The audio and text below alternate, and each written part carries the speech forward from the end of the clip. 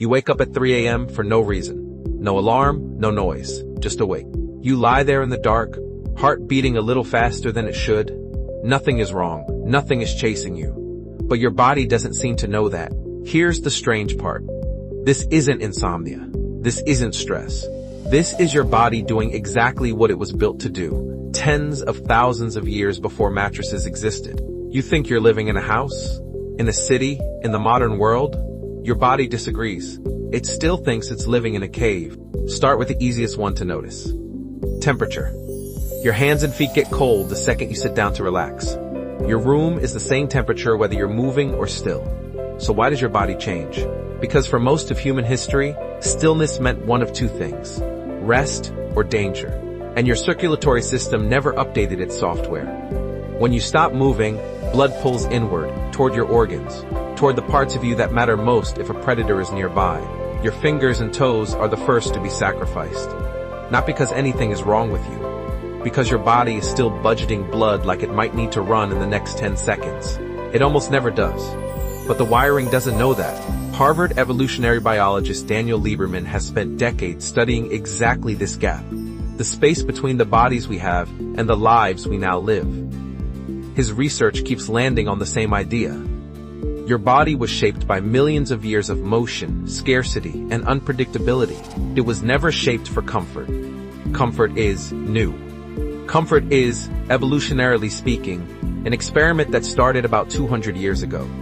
Your biology hasn't had time to read the results. Think about hunger for a second. Real hunger, the kind that used to mean something.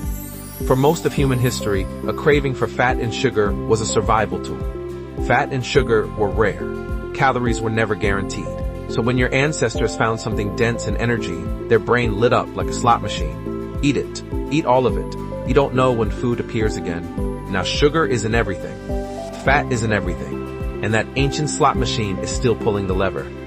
You're not weak when you crave a donut at 11 p.m. You're running code that was once the difference between living through a winter and not. Doesn't that change how you see it? Now think about fear. Not the big, obvious kind. The small kind. Walking to your car alone at night and feeling your pace quicken for no clear reason. Hearing a branch snap in the woods and freezing before you even consciously register the sound. That reaction is older than language. Older than fire even. Your amygdala, the almond-shaped cluster deep in your brain responsible for threat detection, doesn't wait for your permission. It reacts first and explains itself later. For most of human history, the cost of ignoring a strange sound was sometimes death. The cost of overreacting to nothing was a few wasted seconds of adrenaline. So evolution made the choice for you. Be paranoid. Be quick. Better embarrassed than eaten. You still carry that bargain every single day, even in a world with streetlights and locked doors and almost no predators left. Now back to that 3 a.m. wake up. This one is even stranger.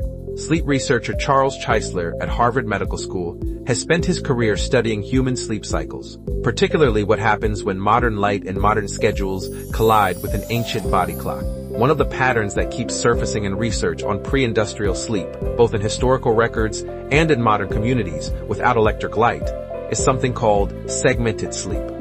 2 distinct sleep periods, with an hour or so of quiet wakefulness in between. Before artificial light flooded the night, humans often slept in 2 shifts. A first sleep, a period of calm wakefulness in the middle of the dark hours, sometimes used for reflection, conversation, even sex.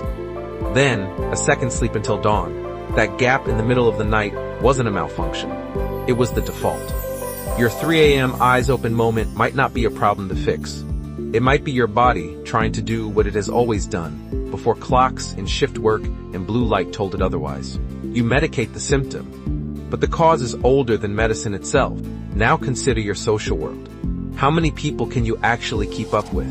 Not follow, not see online, actually know, actually trust, actually call in a crisis. British anthropologist Robin Dunbar found a number that keeps showing up across human history, across hunter-gatherer groups, ancient villages, military units, even modern friend networks. Around 150. That's roughly the number of stable relationships a human brain seems built to track. You can have thousands of online connections. Your brain still budgets attention like it's living in a village of 150 people, because for almost all of human history, that's exactly what it was doing. That's why 100 likes from strangers can feel hollow. while one message from someone who actually knows you can change your whole day. Your brain isn't built to register the strangers as real relationships. It's still counting heads around a single fire. Here's where it gets even stranger. Your skin still expects sunlight in a way most of you never give it. Vitamin D synthesis, mood regulation, even your sleep-wake hormone cycle. All of it assumes regular outdoor exposure, the kind your ancestors got simply by existing outside for most of the day. Indoor lighting, however bright it looks to your eyes, carries a tiny fraction of the wavelength information real sunlight provides. Your brain can tell the difference, even when you can't. So that low mood in winter, that sluggish feeling after a week stuck indoors, that's not randomly placed in you. That's a body waiting for an input it isn't getting, the same input it received every single day for nearly the entire span of human existence. Why does any of this matter now? Because you've been treating your body like a malfunctioning machine, when really, it's a perfectly functioning machine running on instructions written for a different world. The cold fingers, the midnight cravings, the jolt of fear at a strange sound, the 3 a.m. wakefulness, the hollow feeling after scrolling instead of talking. None of it is broken. It's ancient. It's loyal. It's still trying to keep a version of you alive that hasn't existed in thousands of years. And maybe that's not something to fight. Maybe it's something to listen to. Your ancestors didn't have central heating, but they moved constantly, and that movement kept their blood circulating in ways stillness never will. They didn't have endless sugar, but the rare sweetness they found meant something, the way it rarely does now. They didn't have streetlights, but they had each other, close enough, few enough, to actually matter. So tonight, when you wake up at 3 a.m. for no reason, don't reach for your phone. Don't assume something is wrong with you. You're not malfunctioning. You're remembering. And somewhere underneath the mattress, the walls, the modern hum of everything around you, a much older part of you is simply waiting for the world it was actually built for. A world you carry inside you, whether you ever notice it or not. You think you're living in a house, in a city, in the modern world. Your body still thinks it's living in a cave. And it never really left.